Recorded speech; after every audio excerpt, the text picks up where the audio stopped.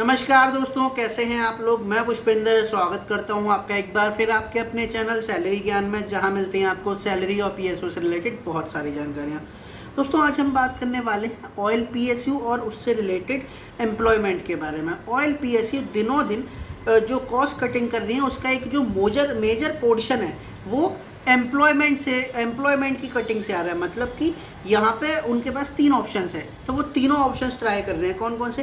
पहली बात, जो एम्प्लॉय है उसकी सैलरी कम कर रहे हैं। जी हाँ, आप लोग भी देख रहे हैं कि पहले जो बेसिक 60,000 से स्टार्ट होती थी ऑयल पीएसयू में, now that is been reduced to 50,000 and in some PSU that has been reduced even to 40,000। जी हाँ, तो आप लोगों को ये पता है सैलरी की एक तो कटिंग हो रही है। नंबर 2, जो बेनिफिट्स पहले एम्प्लॉयज़ के मिलते थे उनमें भी कॉस्ट कटिंग हो रही है।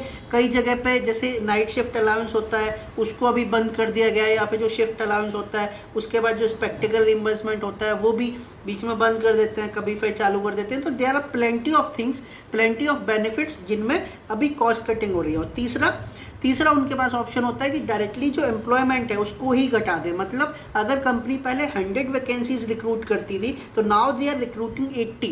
तो ऐसा क्यों हो रहा है, इसके पीछे आखिर रीज़न क्या है, वो हम समझेंगे आज इस वीडियो में।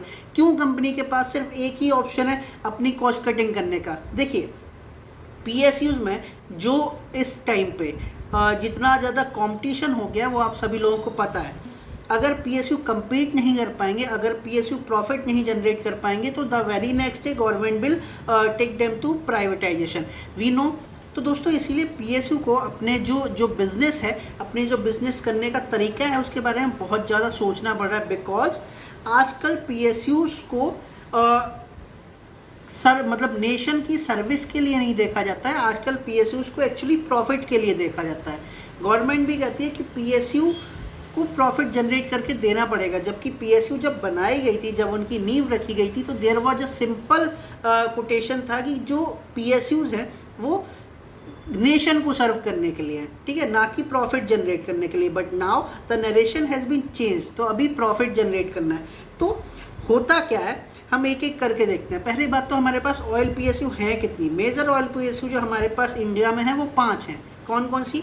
ONGC, oil India limited, then Indian oil corporation limited, Bharat petroleum corporation limited and HPCL, Hindustan petroleum corporation limited. Now in 5 oil PSU में आप किसी में भी उठा के देख लीजिए, होने क्या लग रहा है, या तो एम्प्लॉयमेंट को कम कर दिया गया है, मतलब पहले अगर 100 वैकेंसीज रिक्रूट होती थी तो नाउ 80 होती है, या फिर जो सैलरी है एम्प्लॉय की वो कम कर दी गई है। जैसे कि आप देख सकते हैं एचपीसीएल में अभी बेसिक 40,000 कर दिया है, आईओसीएल ने बेसिक 50,000 कर दिया है। तो कॉस्ट कटिंग सिर्फ एम्प्लॉय के बेसिस पे हो रही है, बाकी कहीं नहीं हो रही। क्यों?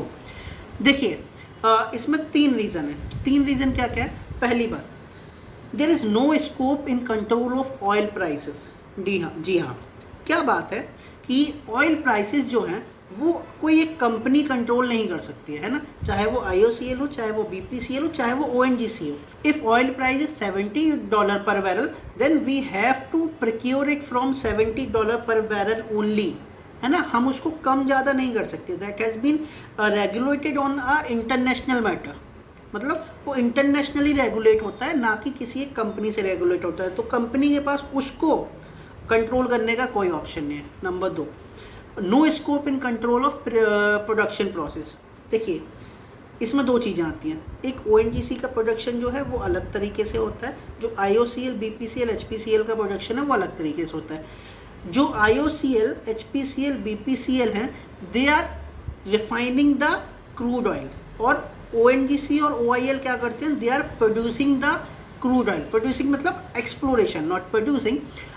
दे are exploring the crude oil and they are refining the crude oil. जो रिफाइनिंग की कैपेसिटी है, जो रिफाइनिंग की कॉस्ट है, मतलब जो रिफाइनिंग करके पेट्रोल डीजल निकालने की प्रोडक्शन कैपेसिटी, उसकी प्रोसेसिंग कॉस्ट है, that can not be reduced at all.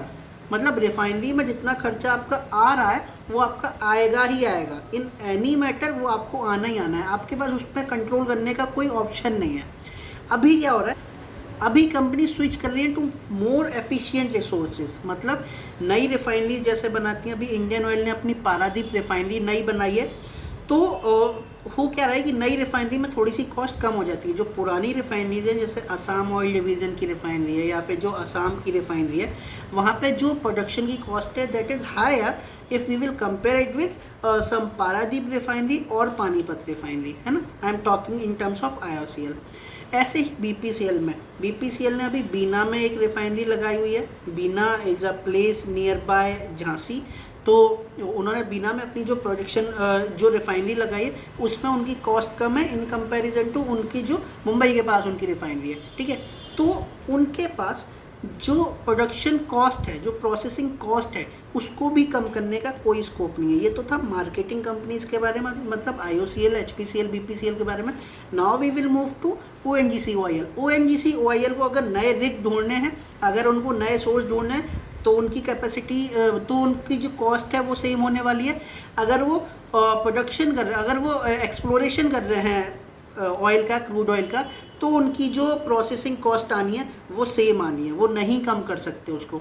आपको समुद्र के बीच में जाना है, आपको अपना एक बेस बनाना है, आपको रिग बनाना है, आपको वहाँ से एक्सप्लोर करना है ऑयल, तो उसकी भी कॉस्ट सेम है। तो कंपनीज़ के पास कोई स्कोप नहीं है इस चीज़ को करने का। 2 पॉइंट हो गए, मतलब पहला तो आप क्रूड ऑयल के प्राइसेस को कंट्रोल नहीं कर सकते, दूसरा आप जो आपकी प्रोडक्शन कॉस्ट है उसको नहीं कंट्रोल कर सकते, थर्ड जो मार्केट सिचुएशन है आप उसको कंट्रोल नहीं कर सकते। Market situation in the sense, suppose अभी कोविड हो गया, no company can control covid, है ना। तो अगर सेल नहीं हो रही है बट एम्प्लॉयज़ तो हैं, उनको तो सैलरी देनी है, उनको तो जो भी उनकी सैलरी बनती है पर मंथ की वो तो उनको देनी है, लेकिन सेल तो नहीं हो रही, तो आप मार्केट सिचुएशन को कंट्रोल नहीं कर सकते। What I want to directly say is कि मार्केट में क्या सिचुएशन रहेगी। अभी अगर $70 का तेल, $70 पर बैरल का तेल अगर आपको मिल रहा है, द नेक्स्ट डे अगर वो $100 भी हो जाता है, then also you have to procure, ठीक है। तो आप मार्केट सिचुएशन को कंट्रोल नहीं कर सकते।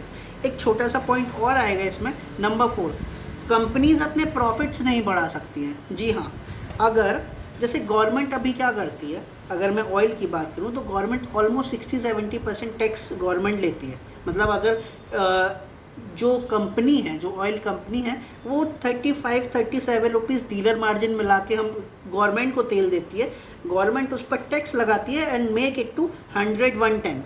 तो गवर्नमेंट उस पर 60-70% टैक्स लगाए चलेगा, लेकिन अगर कंपनी ये कह दे कि हम आधा रुपये बढ़ाना चाहते हैं पर लीटर प्रॉफिट में, तो गवर्नमेंट उसको अलाउ नहीं करती है। जी हाँ,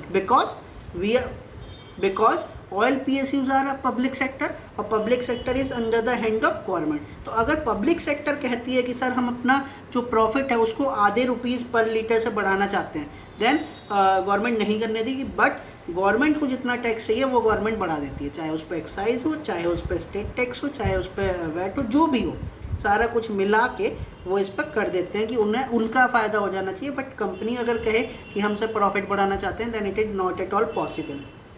तो इन 4 ऑप्शन के बाद जो चीज़ हमें समझ आती है कि कंपनी के पास अगर उनको कॉस्ट कटिंग करनी है और अपने प्रॉफिट्स को इंक्रीज़ करना है, तो उनके पास डायरेक्टली एक ऑप्शन रहता है, that is cutting in employ salary और कटिंग इन एम्प्लॉयमेंट।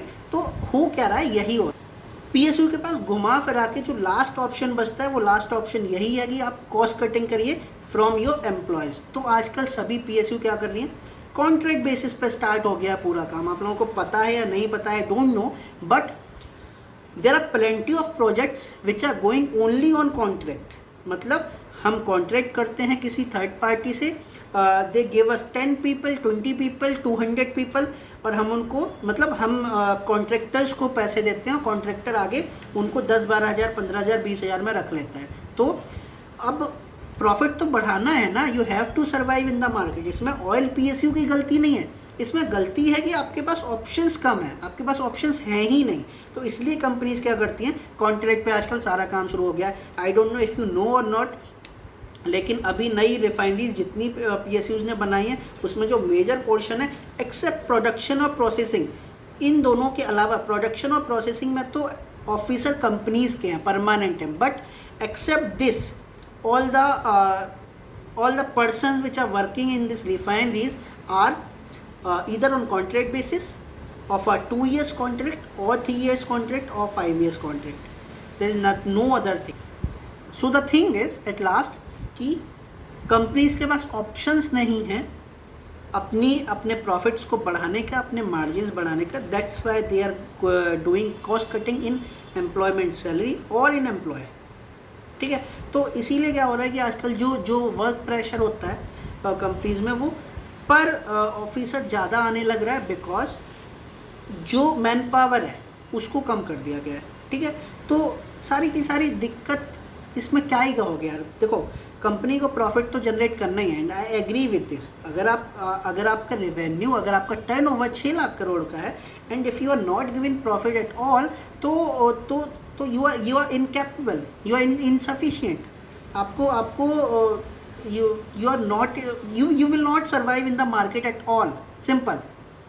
तो कंपनी को अब ये करना पड़ रहा है, तो कंपनी इसलिए कर रही है। इसीलिए एम्प्लॉयमेंट, इसीलिए जो वैकेंसीज निकलती थी ऑयल पीएसयू में पहले, अब नहीं निकल रही हैं। ओएनजीसी पिछले 2 साल से टाल रहा है वैकेंसीज। अब लेंगे, कितनी लेंगे, that also is not decided. Indian oil ने, बीपीसीएल ने, एचपीसीएल ने, सभी ने कम कर दिए number of vacancies. Man power बहुत कम कर दी है। नई रिक्रूटमेंट, जो जूनियर लेवल की रिक्रूटमेंट होती थी वो हो ही नहीं रही है।